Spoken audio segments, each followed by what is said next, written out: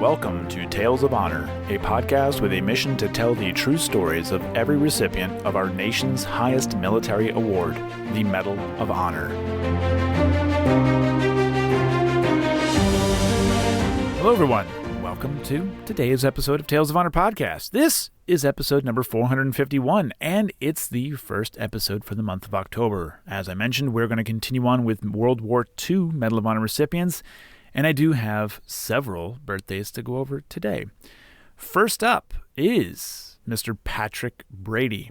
Mr. Brady is a former U.S. Army Major General that received the Medal of Honor for his actions during the Vietnam War. His birthday is October 1st, 1936, so he turned 85 years old. So a very happy birthday to Mr. Brady.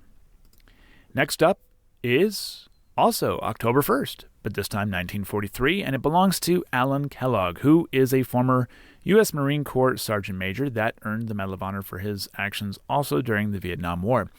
He turned the beautiful age of 78 years old, so a very happy birthday to Mr. Alan Kellogg, Jr. Jumping forward a few decades is another birthday on October 1st, this time in 1985, and it belongs to Mr. Ryan Pitts, who is a former U.S. Army Staff Sergeant that received the Medal of Honor for his actions in the war in Afghanistan, specifically at the Battle of Wanat, and he turned 36 years old. So very happy birthday to Mr. Ryan Pitts. I did cover his story way back on episode 38, and there'll be a link in the show notes if you'd like to check out that story again. And let's jump back a few decades once again, this time to today's oldest living recipient of the Medal of Honor, and it belongs to Hershel Woody Williams, who was born on October 2nd, 1923. He turned 98 years old yesterday, and he is a former U.S. Marine Corps Chief Warrant Officer 4 that earned his Medal of Honor for his actions during World War II, specifically at the Battle of Iwo Jima. So a very happy birthday to Woody Williams. And last but not least, this birthday is today, and it belongs to Mr. Matthew Williams, who was born on October 3rd, 1981. He turns 40 years old today. He is a current U.S. Army Sergeant Major that earned the Medal of Honor for his actions during Operation Enduring Freedom, specifically at the Battle of Shock Valley. So a very happy 40th birthday to Mr. Matthew Williams. I just recently covered his episode back on number 407, so there will also be a link in the show notes for that story. So that's all the birthdays. I think that's the most we ever have in one day. That's all the birthdays for this time. So let's keep moving right on into today's Tale of Honor. Charles was born on the 10th of July, 1923, in Lorain, Ohio, where he also grew up. After graduating from Clearview High School, he worked as a truck driver until he enlisted in the U.S. Marine Corps on the 1st of October, 1941. Charles received his recruit training at Parris Island and also completed parachute training at the Marine Barracks in New River, North Carolina, before being promoted to Private First Class. With the 1st Parachute Battalion, he deployed to the Pacific and served in the Bougainville Campaign and the Battle of Empress Augusta Bay, also known as Operation Cherry Blossom, on the 1st and 2nd of November 1943. Charles returned to the States in February of 1944 and deployed again to the Hawaiian Islands with the 1st Battalion, 26th Marines, 5th Marine Division, where he would be promoted to corporal.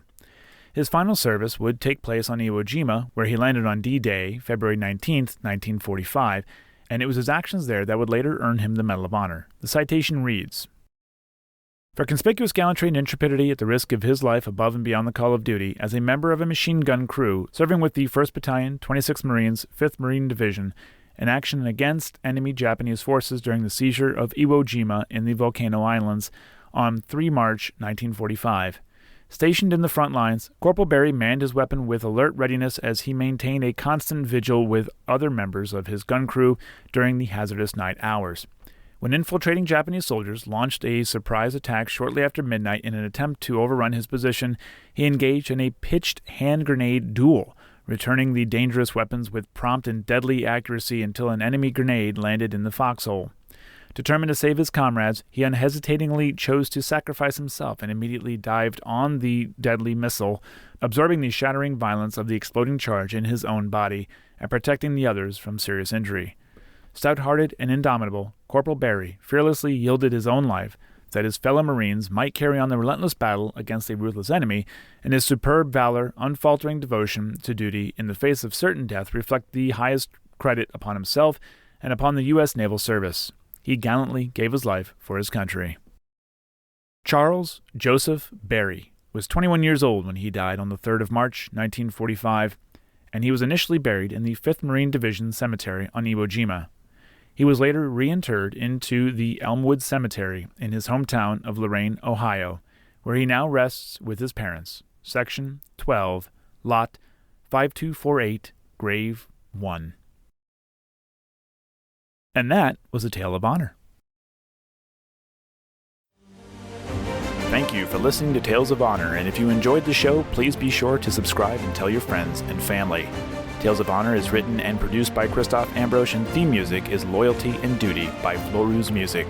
If you have any questions, you can send an email to talesofhonorpodcast@gmail.com, and please be sure to visit talesofhonorpodcast.com for more episodes and information.